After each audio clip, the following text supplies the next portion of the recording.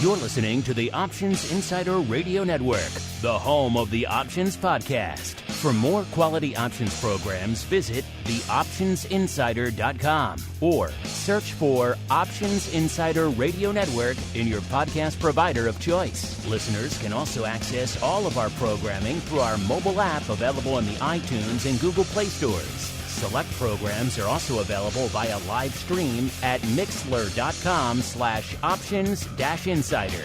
That's mixlr.com/options-insider. Don't forget to follow along with your favorite programs and submit your own questions for the hosts at twitter.com/options, stocktwits.com/options, facebook.com/theoptionsinsider, or via questions at theoptionsinsider.com.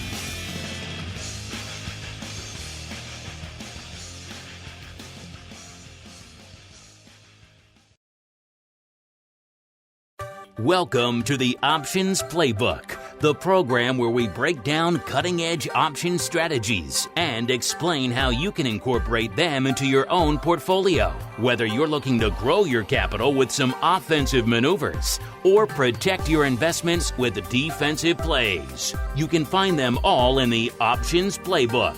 The Options Playbook is brought to you by Ally Invest. Anything mentioned today is for educational purposes and is not a recommendation or advice. Options involve risk. Please refer to ally.com/invest/disclosures to review additional risks involved with trading options. Securities offered through Ally Invest Securities LLC, member FINRA and SIPC.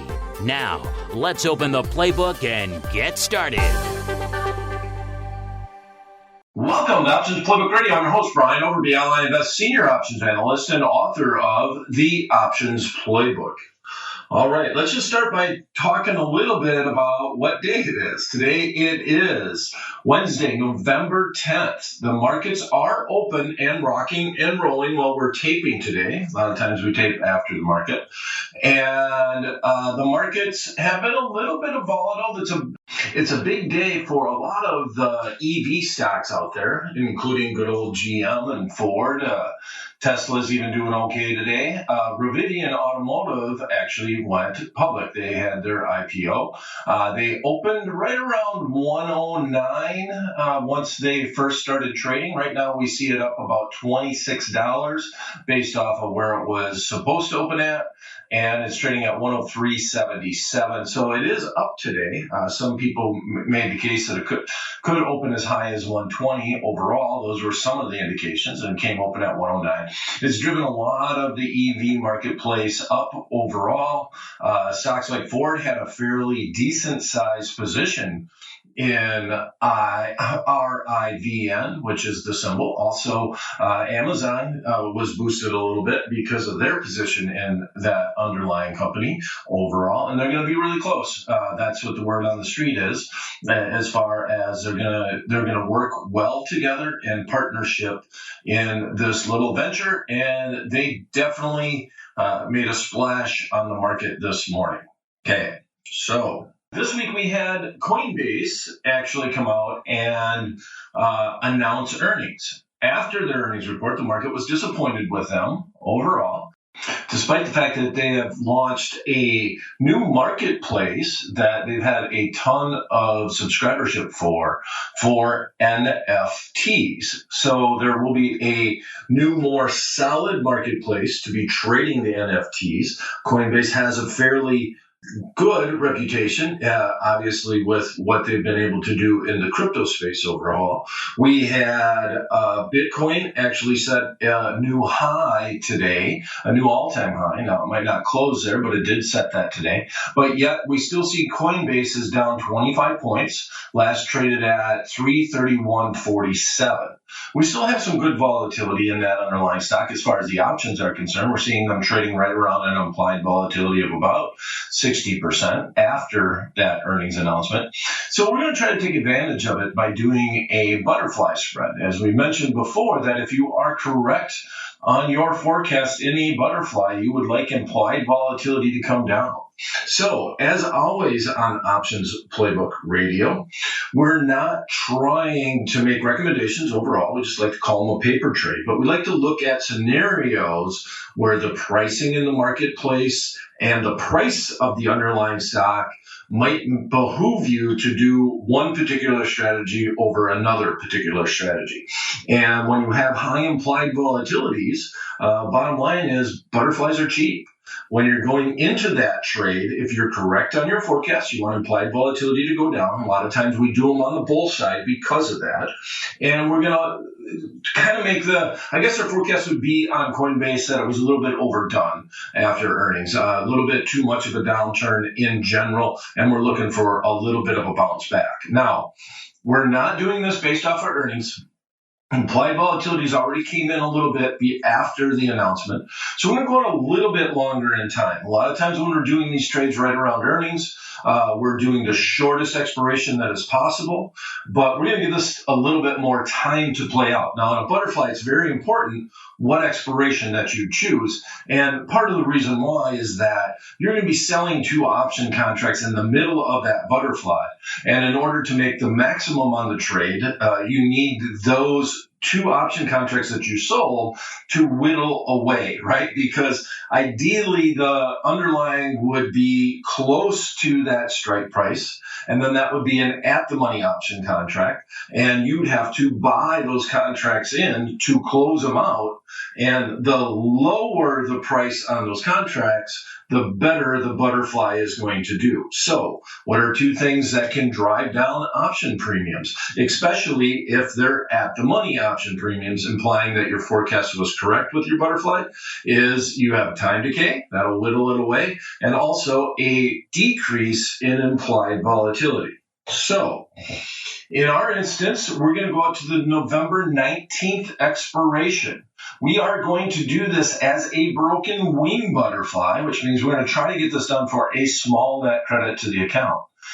We obviously have a lot more volatility. And Coinbase in general is just a volatile underlying. It has a tendency to trade a lot with some of the cryptocurrencies, even though it's the exchange. And the more volatile the cryptocurrencies are, the more trades that usually take place on the exchange, and the better the company actually does overall. For some reason, if cryptos go up, Coinbase has a tendency to go up with them, and if cryptos go down, Coinbase has a tendency to go down with them.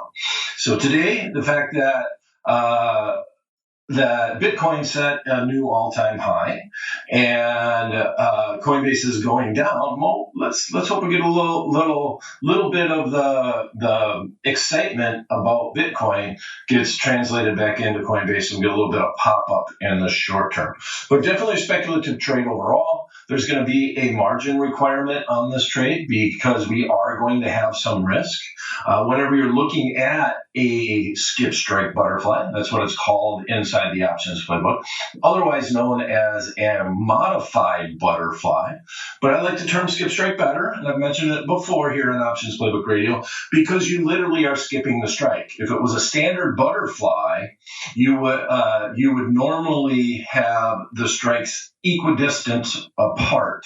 So the first option that you're buying, then you go up to the one that you're selling, and then you go up again on the call side to the other one that you are buying to set up a 1x2x1 butterfly. Well, you skip that strike, and then you go to the next strikeout that's equidistance away, and you effectively end up selling a short call spread that will pay for your butterfly. That's the whole goal of it. That's the whole reason why you do a skip strike butterfly.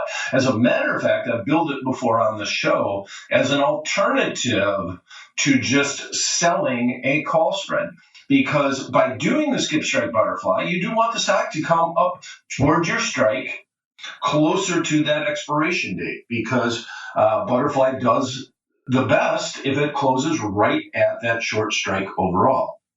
Okay, so that's a big intro to skip strike butterflies. But if you are a frequent listener of the show, you know that this is one of the trades I'd like to do on a little bit more pricey stocks overall.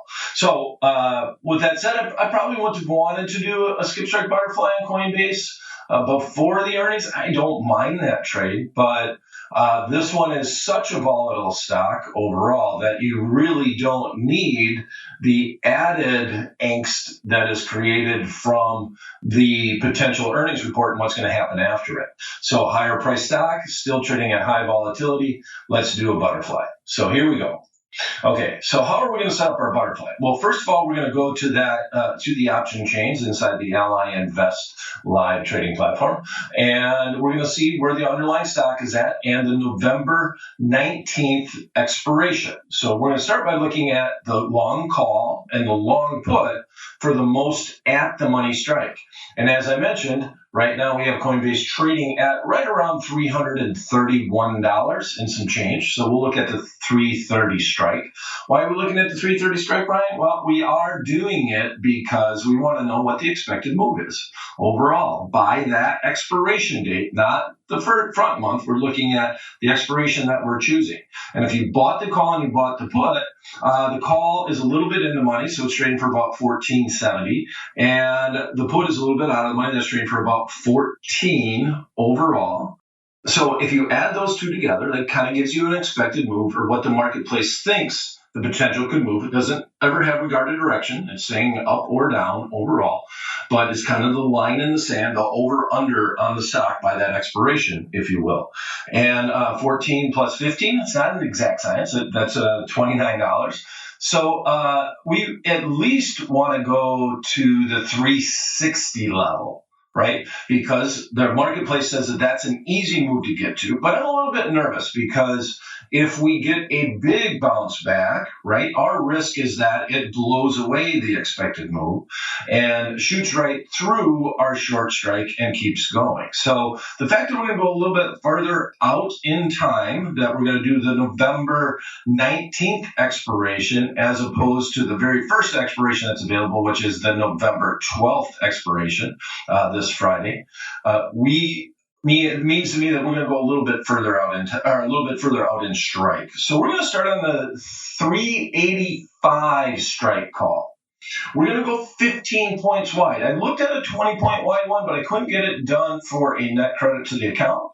So sometimes if you tighten it up a little bit, you don't have as big of a landing spot, but that does sometimes help getting the trade done for a net credit to the account, and that happened to be the case in this. So we're going to be buying the November 19th expiration, 385 strike call, going up 15 points, selling the 400 strike call, then skipping the 415 and buying the 430, effectively creating a risk from 415 to 430. That would be our risk range. We're skipping that strike. And that means that we have a 15-point wide short spread that is paying for our butterfly.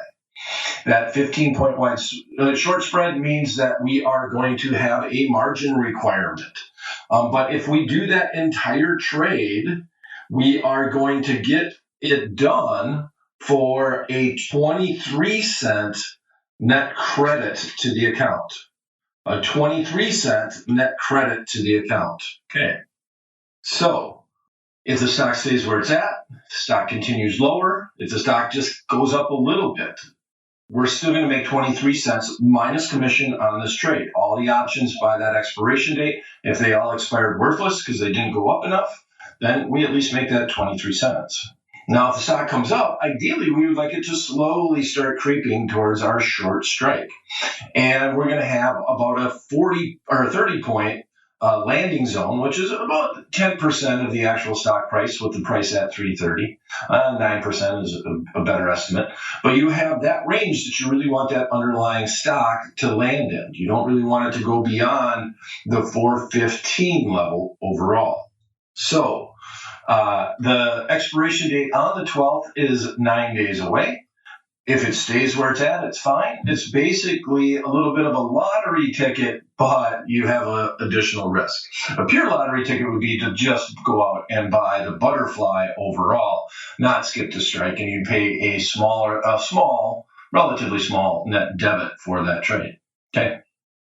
So here is the paper trade to recap it. We are going to go out to the November 19th expiration in Coinbase, symbol COIN. Underlying stock right now is at 331.47.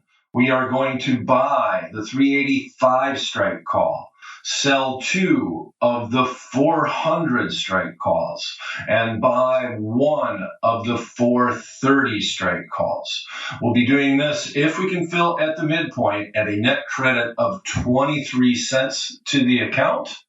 We do have additional margin, 15 points, so that means we're going to have to put up $1,500 to put on our trade. And the only way that we lose that, max, at expiration would be if the underlying stock was above 430 on the expiration date.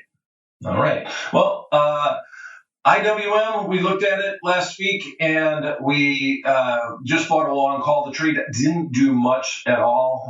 The option contract, the contract that we bought was the 245 strike call going out to December 17th overall. And if we look at the trade, we've got plenty of time left. The chart is still looks decent overall, and that option contract is down about 50 cents. We paid $3.84 for it, trading for $3.22. So no big deal there. We'll maybe come back and look at it, and if we get a little bit of a spike up, we'll talk about a potential move or what we would like to do with that underlying. So that's it for this episode of Options Playbook Radio. If you have any questions you'd like to send me, please send them to theoptionsguy@invest.ally.com. Also want to let you know that I will be doing a very basic 3-part series on option trading. They're all going to be about 45-minute sessions. They're going to be starting on November 30th on the Ally YouTube channel. And if you'd like to register for that event, please go to ally.com/options with an S for rookies. All right, options for rookies, and write out the word for, F-O-R. And then you can register to get all the reminders, and we will hopefully share it with your friends. If you know some people that are some basic option traders who'd like to learn the vernacular and all of the workings of the marketplace, please send that link to them. Let them know it's free for all. All right. Thanks for coming, everyone, and thanks for listening. We'll be back at the same time, same place next week. Until then, may all the options you bought finish in the money, and all the ones you sold finish out. The Options Playbook is brought to you by Ally Invest. Anything mentioned today is for educational purposes and is not a recommendation or advice. Options involve risk. Please refer to ally.com/invest/disclosures to review additional risks involved with trading options. Securities offered through Ally Invest Securities, LLC, member FINRA and SIPC.